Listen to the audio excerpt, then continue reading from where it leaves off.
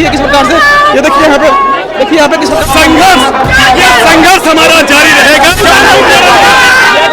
नरेंद्र मोदी जी खून के आंसू रुला रहे, हर महिला को इतना महंगा कर दिया उन्होंने सिलेंडर। तो पीएम मोदी कॉम्प्रोमाइज्ड है, वो एप्स्टीन फाइल्स का कॉम्प्रोमाइज्ड है। कौन होता है हमारे देश को इंस्ट्रक्शन देने वाला कि आप आपके, और वो भी सिर्फ शॉर्ट टाइम के लिए, सिर्फ 30 डेज के लिए उसने परमिशन दी है। नाम आती है ऐसे प्रधानमंत्री पे कि हमारा हिंदुस्तान का प्रधानमंत्री ऐसा है। इससे उन्होंने उनको धुएं की आदत डालने पे मजबूर कर रहे हैं कि लकड़ी लाए, गोबर का उपला लाए और करे। देश का लोगों का सेवा नहीं कर रहा है, तो ट्रंप का सेवा कर रहा है। भारतीय युवक कांग्रेस संसद घेराव करने जा रही है।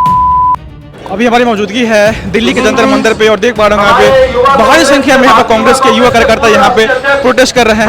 इनका कहना है कि नरेंद्र मोदी कंप्रोमाइज कर रहे हैं। जिस प्रकार से ट्रंप ने इंडिया को कहा है कि 1 महीने के लिए हम अनुमति देते हैं कि आप रसिया से तेल खरीद सकते हैं, इसको लेकर कहते पे कहीं ना कहीं कांग्रेस कार्यकर्ताओं का कहना है कि पीएम जो मोदी है वो कंप्रोमाइज कर रहे हैं। साथ ही ये भी कहा कि जो बीजेपी गवर्नमेंट है वो किसान विरोधी, महिला विरोधी, श्रमिक विरोधी भी है और इसी को लेकर यहाँ पे तमाम बड़ी संख्या में यहाँ पे कार्यकर्ता है यहाँ दिल्ली के जंतर मंदिर पे यहाँ प्रोटेस्ट कर रहे हैं। कहाँ से आप? हम लोग छत्तीसगढ़ से जी। क्यों लग रहा है कि पीएम मोदी कंप्रोमाइज कर रहे हैं, ऐसा क्यों लग रहा है? क्योंकि आप देखिए ना, हर चीजों में उन्होंने हमारा इतना एसेंशियल डेटा है उसको उनके साथ वो कॉम्प्रोमाइज कर दिए। यूएस डील ये क्या है? कॉम्प्रोमाइज नहीं है तो क्या है? जब आपको मालूम है कि हमारी जो most of the facilities Iran के रास्ते आती है, आपने उस पर कॉम्प्रोमाइज कर दिया। आप किस बात की सजा दे रहे हैं इंडिया की जनता को? यहाँ पे इंडिया की जनता को किस बात की फैसिलिटीज हैं? आज सिलेंडर इतना महंगा हो गया तो इसीलिए हमने बोला नरेंद्र मोदी सरेंडर। भी महंगा और ऊपर से ब्लैक में बिकने लगा तो आम इंसान, इन्होंने, आपको अगर याद होगा तो इन्होंने क्या बोला था, अब हर औरत, किसी के औरत के आंखों में क्या बोलते धुएं से आंसू नहीं आएगा तो मैं हर घर चूल्हा और गैस सिलेंडर। ये आज वो खून के आंसू रुला रही है, वो आज वो नरेंद्र मोदी जी खून के आंसू रुला रहे, हर महिला को इतना महंगा कर दिया उन्होंने सिलेंडर की लोग अपनी जेबों से वापिस से उन्होंने उनको धुएं की आदत डालने पे मजबूर कर रहे हैं कि लकड़ी लाए, गोबर का उपला लाए और करे। तो आपको 4 दिन की चांदनी दिखा के फिर अंधेरी रात करने का कोई फायदा नहीं। जो जी रहे थे उनको वैसे ही जीने देना था। झूठे सपने दिखाने की उनकी आदत है, हर वादा उनका जुमला है, झूठा है और ये झूठ की सरकार है। अभी जो एलपीजी की समस्या आ रही है, अगर कांग्रेस की सरकार होती तो क्या समस्या नहीं आती? बिल्कुल नहीं आती। आप रेट्स पे देखिए ना, इनकी स्मृति ईरानी जी कहाँ है? जब 475 या 90 रुपए कुछ सिलेंडर था तो ये सिलेंडर के ऊपर चढ़ के बैठ गई थी। अब क्या, अब उस सिलेंडर कहाँ गई? वो उतरे ना रास्ते पे। कितना हो गया? 1200-1300 रुपए सिलेंडर में ब्लैक में बिक रहा, 700 रुपए किलो। महिलाएं अपने ऑर्नामेंट्स बेच के ला रही है, कैसे करेंगे आप बताइए? इतना महंगाई था क्या कांग्रेस के समय पे? कभी नहीं था। इतना भ्रष्टाचार नहीं था। इनका ओवरऑल ये कलेक्शन देखो ना बीजेपी का और हमारा कलेक्शन देखो। अगर भ्रष्टाचार करना होता तो हमारे पार्टी के पास भी उतने पैसे होने चाहिए। इनका तो 16,000 करोड़ का इनका फंडिंग है, इनका चंदा है और हमारे पास कितना 180 करोड़। तो कहाँ से भ्रष्टाचार कहाँ हो रहा है वो साफ साफ पता है हमें भी और आप लोगों को भी। क्या मांग आप लोग क्या चाहते हैं आप? ये जो जिस तरीके से इन्होंने हर चीज को कॉम्प्रोमाइज किया, इसको इनको रिटर्न करना पड़ेगा और उनको अपने युवाओं को अपने देश हित में काम करना पड़ेगा। ये हिंदू मुस्लिम करके धर्म पे लड़ाने के बजाय हमारे को डेवलपमेंट, हमको रोजगार चाहिए। रवि कुमार, यूथ कांग्रेस जिलाध्यक्ष मेरठ से। तो दूसरी कंट्री का राष्ट्रपति, प्रधानमंत्री, वो हमारे देश के प्रधानमंत्री से कह रहा है कि आप रशिया से तेल अब नहीं खरीदोगे, ठीक है? और जब उसकी मर्जी होती है, ये जो युद्ध हो गया है इजराइल और ईरान के बीच में, अब ट्रम्प कह रहे हैं मोदी सरकार से कि आप रशिया से तेल खरीद सकते हैं, परमिशन दे रहे हैं। तो ट्रम्प कौन होता है हमारे देश को इंस्ट्रक्शन देने वाला कि आप तेल, और वो भी सिर्फ शॉर्ट टाइम के लिए, सिर्फ 30 डेज के लिए उसने परमिशन दी है, ठीक है? जो कि हमारे देश के जो संबंध थे रशिया से बहुत स्ट्रांग थे, बहुत लंबे समय से चलते हुए आ रहे थे। इस मोदी सरकार ने ट्रम्प के सामने अपने घुटने नीचे टेक दिया, ठीक है? ये सबसे बड़ा देशद्रोही है, सबसे बड़ा देशद्रोही पीएम मोदी। ये देशद्रोही की कैटेगरी में ही आता है। जो देश का प्रधानमंत्री दूसरे देश के प्रधानमंत्री के इंस्ट्रक्शन पे अपना देश चला रहा है तो वो देशद्रोही नहीं है। ये जो इन्होंने क्या नाम है यूएस टैरिफ जो लगाए हैं वो इतने परसेंटेज पे लगाया, 2025 में उन्होंने 50% पे लगाया, उसे किसी भी तरीके से कम किया गया क्योंकि कांग्रेस पार्टी ने उसका विरोध किया तो इन्होंने कम किया। अब ये फिर से 20% पे टैरिफ बढ़ा रहे हैं और जो इंडियन के उस पर जो टैरिफ लगाया जा रहा है वो ऑलमोस्ट 0%। दूसरे देश के प्रधानमंत्री हमारे देश के प्रधानमंत्री को इंस्ट्रक्शन दे रहे हैं, उनके इंस्ट्रक्शन के हिसाब से देश चल रहा है, तो ये देश हित की बात है। ईरान से हमारे देश के संबंध बहुत अच्छे चलते हुए आए हैं, ठीक है। और अब तक ये पहले प्रधानमंत्री जैसे हो, इससे पहले जो प्रधानमंत्री रहे थे, इवन अटल बिहारी वाजपेयी भी उनकी भी सरकार रही 2005 साल रही है, 1998 से लेकर 2004 तक अटल बिहारी वाजपेयी सरकार रही थी। लेकिन उन्होंने भी जब अमेरिका ने किसी और कंट्री पर युद्ध छेड़ा था, सीज फायर किया था, तो अटल बिहारी वाजपेयी ने इसकी निंदा की थी। हमारे देश की जो इंटरनेशनल पॉलिसी है वो हमेशा बैलेंसिंग स्टेटमेंट देती हुई आई है। और मोदी जी ने अभी इजराइल में जो युद्ध हुआ उसमें उनका जो नेवी का शिप था वो इंडियन ओशिस में उनकी सीमा में ही था, जब अमेरिका ने उस पर युद्ध करके उसे गिरा दिया। मोदी जी ने एक ट्वीट ही नहीं करा। क्या मोदी जी की जिम्मेदारी नहीं बनती है उस पर ट्वीट करे? उन्हें सहानुभूति दे, आज तो नहीं किया, जबकि इजराइल के सामने और अमेरिका के सामने घुटने टेक रखे हैं। और मोदी जी अमेरिका के दबाव का काम कर रहे हैं, हमारे देश को गिरवी रखने का काम कर रहे हैं। और हमारे युवा साथियों ने जो विरोध किया था उन्हें देशद्रोही बता के जेल भेज दिया गया, हमारे राष्ट्रीय अध्यक्ष को भी जेल भेज दिया गया। और जो गैस महंगी हो रही है इसके लिए हम पूरा खुला विरोध कर रहे हैं मोदी जी का। ऐसे सरकार नहीं चलेगी। और जब जब देश में कोई संकट आया है, कांग्रेस पार्टी पूरी तैयारी से हमेशा खड़ी हुई है और हमेशा खड़ी रहेगी। ट्रेड डील हुई है, ये 40 दिन से पेंडिंग पड़ी थी। जब भी राहुल गांधी जी ने बोला, राहुल गांधी जी को ओम बिरला जी ने बार बार बिठाने की कोशिश की।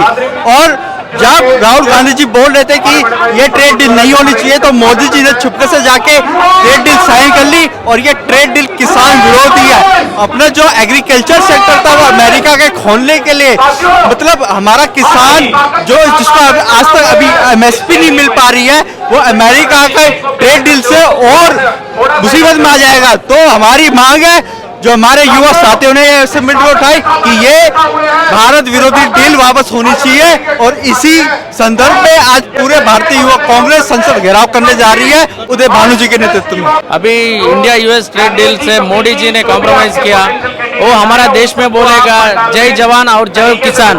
वो जवानों का वो अग्निवीर लाके जवानों का हड्डियां टूट गया। अभी किसानों और ये देश का प्रधान है किसान का भी हड्डियां टूट गया ये यूएस ट्रेड डील से।